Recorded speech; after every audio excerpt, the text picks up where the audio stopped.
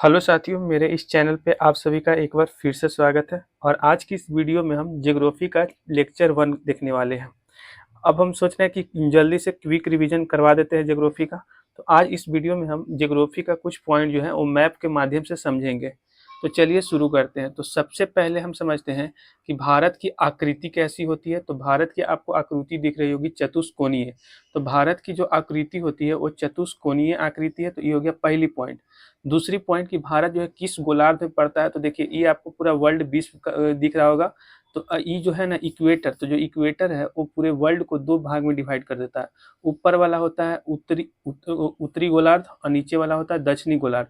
Equator के उत्तर तरफ उत्तरी गोलार्ध और दक्षिण तरफ दक्षिणी गोलार्ध। तो भारत जो है ना वो उत्तरी गोलार्ध के दक्षिणी में पड़ता है। तो भारत जो है उत्तर पूरब गोलार्ध में पड़ता है। तो ये फैक्ट याद रखिएगा। पूछा जाएगा कि भारत किस गोलार्ध में पड़ता है, तो उत्तर पूरब गोलार्ध में पड़ता है। तो ये फैक्ट भी याद रखिएगा। तीसरा पॉइंट याद रखिएगा कि भारत का कुल क्षेत्रफल कितना है।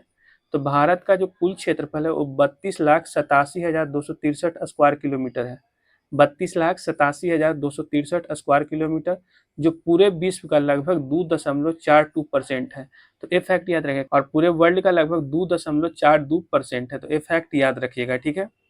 अच्छा, कभी कभी क्वेश्चन बनेगा कि भारत का उत्तर से लेकर के दक्षिण तक, उत्तर से दक्षिण तक भारत की लंबाई कितना है। तो 3214 किलोमीटर है। 3214 किलोमीटर लगभग उत्तर से दक्षिण तक भारत का लंबाई है। और भारत का लंबाई पूछे कि पश्चिम से पूरब की तरफ कितना है, तो लगभग 29-33 किलोमीटर है। तो ये दोनों फैक्ट याद रखेगा।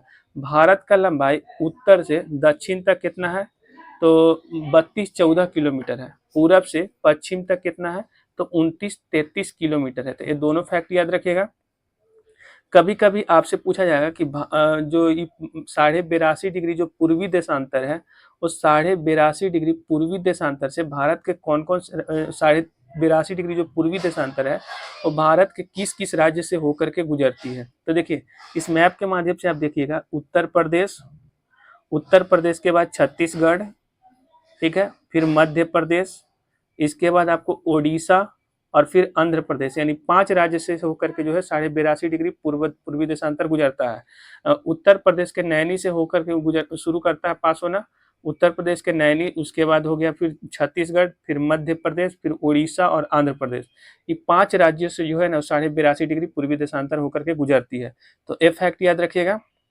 अब देखिए यहाँ से क्वेश्चन बनेगा कि भारत के जो सबसे उत्तरी बिंदु है वो कौन सा है। तो भारत के जो सबसे उत्तरी बिंदु है वो इंदिरा कॉल है। और इंदिरा कॉल जो है वो लेह में पड़ता है, ठीक। तो ये फैक्ट याद रखिएगा कि भारत के सबसे उत्तरी बिंदु कौन सी है, तो इंदिरा कॉल है। और भारत की जो सबसे दक्षिणतम बिंदु है वो है इंदिरा पॉइंट। तो ये जो इंदिरा पॉइंट है ना वो कहाँ पड़ता है, तो अंडमान और निकोबार आइलैंड में पड़ता है, ठीक है। और इंदिरा पॉइंट को ही बोलते हैं पिगमिलियन पॉइंट। तो पूछा जाएगा कि भारत के सबसे दक्षिणतम बिंदु कौन सा है, तो इंदिरा पॉइंट है, या इसी को पिगमिलियन पॉइंट कहते हैं, जो कहाँ पे पड़ता है, तो अंडमान निकोबार आइलैंड में। लेकिन वही आपसे क्वेश्चन पूछा जाए कि भारत की सबसे दक्षिणतम बिंदु कौन सा है, तो केप कोमोरिन है। यह प्रादीपीय भारत की, और ये जो है पूरे भारत की दक्षिणतम बिंदु है इंदिरा पॉइंट। तो दोनों फैक्ट में डिफरेंस है, याद रखिएगा। भारत की जो पश्चिमी बिंदु है वो कौन सा है, तो गुहार मोती है, जो कि गुजरात में पड़ता है। तो ये फैक्ट याद रखिएगा, भारत के पश्चिमी बिंदु कौन है, तो गुहार मोती है, जो कहाँ पे पड़ता है, तो गुजरात में। और भारत की पूर्वी बिंदु कौन सा है, तो कीबुथु है, जो कि कहाँ पड़ता है, तो अरुणाचल प्रदेश में पड़ता है। तो ये फैक्ट याद रखिएगा। तो ये चारों याद रखिएगा आप, ठीक। अब देखिए क्षेत्रफल पहले वो बताते हैं। ये जो 23.5 डिग्री जो नॉर्थ लैटिट्यूड है, जिसको हम कहते हैं कर्क रेखा, तो ट्रॉपिक ऑफ कैंसर। तो ट्रॉपिक ऑफ कैंसर जो 23.5 डिग्री जो नॉर्थ लैटिट्यूड में आता है, तो ये जो ट्रॉपिक ऑफ कैंसर या कर्क रेखा जो है वो भारत के किस किस राज्य से होकर के गुजरती है। तो याद रखिएगा लाइन से, क्रम से, पहला गुजरात, उसके बाद आपको राजस्थान, फिर मध्य प्रदेश के बाद छत्तीसगढ़, फिर झारखंड, फिर वेस्ट बंगाल, फिर त्रिपुरा और फिर मिजोरम। ये 8 राज्य से होकर के कर्क रेखा गुजरती है।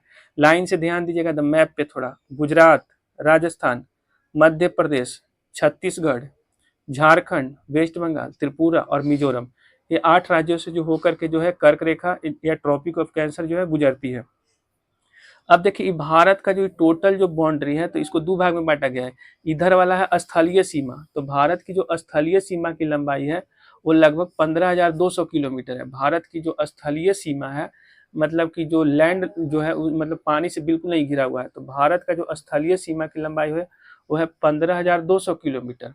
और ये जो भारत की जो अथी तटीय लंबाई है, तटीय मतलब कि जो पानी से या फिर समुद्र से जो बॉर्डर लगाता है, तो जो भारत की जो टोटल तटीय लंबाई है वो लगभग 7,516 किलोमीटर है, जिसमें कि लक्षद्वीप वाला भी और अंडमान निकोबार वाला भी लंबाई शामिल है। तो याद रखिएगा कि भारत की तटीय लंबाई है 7,516 किलोमीटर और भारत की स्थलीय लंबाई है 15,200 किलोमीटर।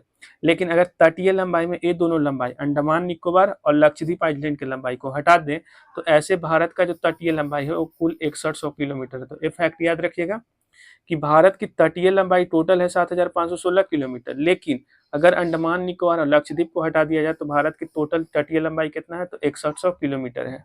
और भारत की स्थलीय लंबाई कितना है, तो 15,200 किलोमीटर है। तो ये सभी फैक्ट याद रखिएगा। कभी कभी क्वेश्चन पूछ देगा ना कि भारत की जो तटीय है, तटीय रेखा कौन कौन राज्य लगाता है। तो तटीय जो बॉर्डर है ना भारत का, वो गुजरात हो गया, गुजरात के अलावा नीचे आइएगा तो महाराष्ट्र हो गया, फिर गोवा हो गया, फिर कर्नाटका हो गया, फिर केरला हो गया, फिर तमिलनाडु हो गया, आंध्र प्रदेश हो गया, ओडिशा हो गया, वेस्ट बंगाल हो गया। तो ये सभी राज्य जो है ना वो तटीय लंबाई यानी तटीय बॉर्डर शेयर करता है। एक याद रखें कि सबसे ज्यादा ऐसे माना जाए तो अंडमान निकोबार है, ठीक। मतलब कोस्टल लेंथ में सबसे ज्यादा कोस्टल लेंथ है किसका, तो अंडमान निकोबार का। तटीय लंबाई सबसे ज्यादा है अंडमान निकोबार का। लेकिन अगर राज्य में पूछे तो सबसे ज्यादा गुजरात का है। तो ये फैक्ट याद रखिएगा। अब क्षेत्रफल के दृष्टि से याद रखिएगा कि भारत का सबसे बड़ा राज्य है राजस्थान, उससे कम मध्य प्रदेश, उससे कम महाराष्ट्र और सबसे उसके बाद चौथा स्थान पे आता है उत्तर प्रदेश का। तो ये सभी विशेष करके जो भी फैक्ट हम इस वीडियो में बताए हैं वो आप ध्यान रखिएगा और ऐसे ही छोटे छोटे टुकड़ी में हम पूरा वीडियोज को खत्म करने का प्रयास करेंगे। बाकी मेरा वीडियो आप लोगों को कैसा लगा चैनल सब्सक्राइब करके जरूर बताइएगा। धन्यवाद।